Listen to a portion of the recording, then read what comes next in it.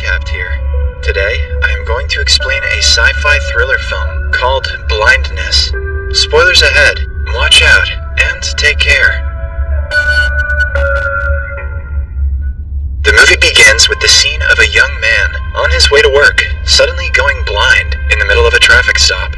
When the traffic light turns green and the man is not able to move his car, the cars behind him begin honking at him repeatedly. Soon, some concerned city dwellers approach the man and learn that he has lost his vision. A good Samaritan named X offers to drive the man home and help clear the traffic. As they head to his apartment, the blind man describes his sudden affliction as an expanse of dazzling white, as though he is swimming in milk. Eventually, they arrive at the blind man's upscale apartment. However, as soon as the blind man gets out of his car, the rescuer flees with his vehicle. Later, the blind man's wife returns home and is shocked to learn about her husband's condition. She immediately decides to take him to a local ophthalmologist. The doctor performs a thorough examination of the man's eyes, but fails to find the reason for his sudden blindness. He should have asked him if he'd been watching Jake Paul's YouTube channel. For most blind people, everything goes dark, but the blind man mentions seeing white. The doctor refers the man to a hospital. Meanwhile, the man who stole the blind man's car runs into a police check. Afraid of getting caught, he illegally changes lanes and abandons the car. However, before he could get away, the man gets his karma and suddenly goes blind, just like the man who he stole from. At home, the doctor tells his wife about the strange illness. After eating the dinner that she makes for him, the doctor stays up late to research the condition. By the next morning, 2 more people become victims of the illness, a local prostitute who always wears dark glasses, and the doctor himself. The doctor's wife tries to examine his eyes, but he pushes her away, afraid of infecting her with the condition.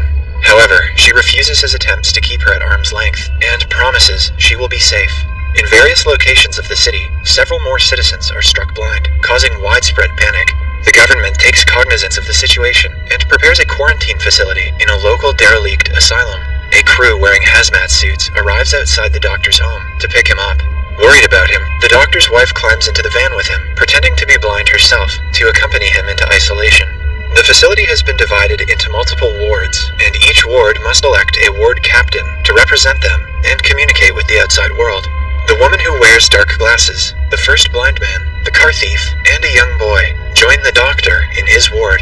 The first blind man quickly recognizes the car thief's voice, and a fight breaks out between the two.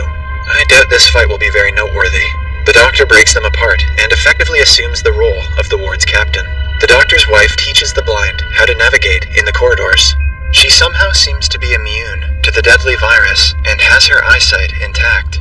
More blind people join the doctor's ward, including the first blind man's wife.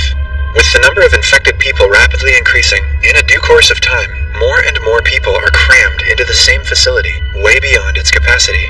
The overcrowding and neglect from the government causes the hygiene and living conditions in the facility to deteriorate rapidly. The walls and the floors soon become caked in filth and feces, people become increasingly hopeless. Anxiety over the availability of food caused by irregular deliveries undermines the infected people's morale. The soldiers who guard the asylum become increasingly hostile, and the government refuses to allow in basic medicines, so that a simple infection can become deadly. One day, the doctor's wife meets an old man with an eye patch in the facility. He lives in another ward, but asks to move to the doctor's ward. The old man has a radio, so the doctor's wife allows him to change wards. The old man tells the doctor and others in his ward about the things he knows about the outside world through the radio. He tells them that the sudden blindness, which is known as the white sickness, has spread all around the world, with hundreds of cases being reported every day. The governments around the world held countless seminars and roundtable talks on the situation, but couldn't find a solution. Things quickly went out of control, and the outside world has come to a halt. One day, while delivering a new batch of infected people to the facility, a blind man wanders away from his group and gets mercilessly shot by the soldiers. Panic ensues, and 2 other people are killed in the resulting stampede. The following day, the soldiers callously toss a shovel over the wall that surrounds the quarantine facility and order the infected people to bury the corpses of the people killed the other day. The doctor proposes that they divide the work, and each ward buries 1 body. People of Ward 3 are not pleased with the idea, and they refuse to take responsibility for people they don't even know. The doctor clashes with their leader, who declares himself as the king of Ward 3. Over the course of the next few days, the thief, who is no longer able to walk because of an infection, finds out the truth about the doctor's wife. He confronts her about it, and pleads with her to help him escape so he could get his infection treated. However, the doctor's wife dismisses him and tells him that he is wrong about her. Fed up of waiting for the treatment, the thief attempts to flee the facility that night, but predictably he fails and ends up getting shot dead. The doctor's wife feels she is responsible for the thief's death, but the doctor tells her that she is already doing everything she can. When she continues to insist that she should have come clean about her eyesight, the doctor gets upset with her and tells her that she is already acting like everyone's mother and she doesn't need to do more. The King of Ward 3 and his men hold everyone at gunpoint and take control over the food that the government delivers. He orders everyone to hand over their valuable possessions to him in exchange for rations. The infected reluctantly relinquish their valuables, with which they had sentimental value attached, in exchange for food, which is way less than they used to get before. Moreover, due to frustration of being unable to take care of himself, and a feeling of helplessness, the doctor and his wife continue to drift apart. After finding the doctor upset, the woman with the dark glasses comforts him, and tries to cheer him up. One thing leads to another, and the doctor and the woman end up having sex. Both immediately regret it, even more so when they realize that the doctor's wife witnessed their entire tryst. The woman apologizes to his wife, and learns about her eyesight. The next day, the King of Ward 3 demands women in exchange for food. People refuse to comply, and 3 days pass by. The doctor's wife asks the soldiers outside for food, but they tell her that they have already received food for the week, and the responsibility of distribution is solely on the people inside. Desperate for food, people begin debating whether they should comply with the Ward 3's demands. They ask the doctor for advice. He tells them that he is in no place to guide them, and asks them to do whatever they feel like doing. One by one, the women volunteer to the men in Ward 3. The next day, the Ward 3 men take the women of Ward 2. A Ward 3 man taunts the doctor's wife on his way back, which makes her snap. She takes a pair of scissors to Ward 3 and murders their leader. She proudly boasts to the Ward 3 men that they will never be able to know who she is before walking away with the women.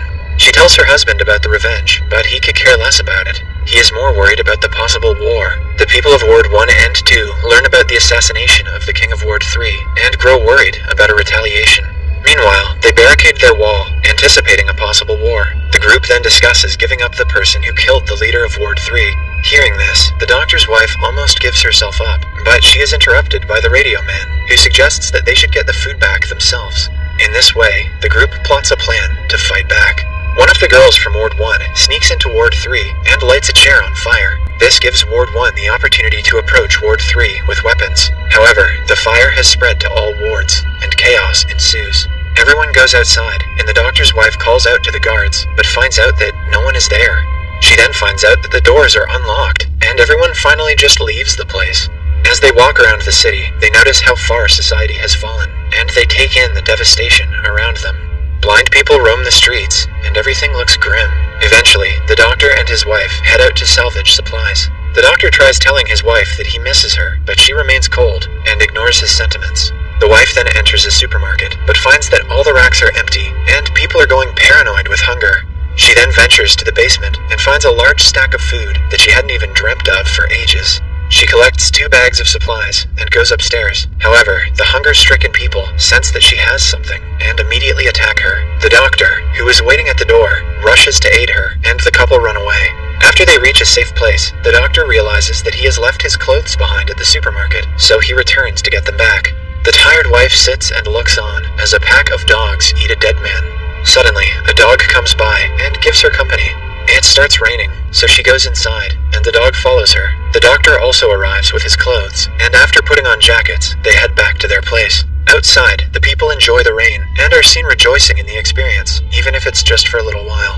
The following day, the doctor's wife takes the group to their home. Fortunately, no one had invaded their home, and it looks intact. She then cleans up the messy place in order to make everyone feel at home. There, everyone is seen helping each other, as if they are one big family. The 3 women later take a tour, where they are laughing and enjoying the experience. The doctor's wife describes the women to themselves, as they haven't seen themselves in a long while. Later that night, the radio man expresses his happiness on the fact that he has met a lot of good people during these critical times. He also continues by saying that they can live together like this for a long time. During dinner, the doctor's wife cheerfully describes the items and their locations on the table, and the group has an awkward cheers, which they laugh at. That night, the doctor and his wife finally make love, and he explains how much he loves her. The following morning, the doctor's wife wakes up early and makes her special coffee for everyone. Suddenly, the first man starts seeing everything around him. Mixed with feelings of shock and joy, he exclaims that everything is very beautiful. He then goes around the house, greeting everyone with happiness. Everyone is extremely happy at the new revelation, thinking that it's only a matter of time before their sight is back as well. Subscribe for more videos like this, turn on notifications, and leave a like to help the channel out. Thank you for watching.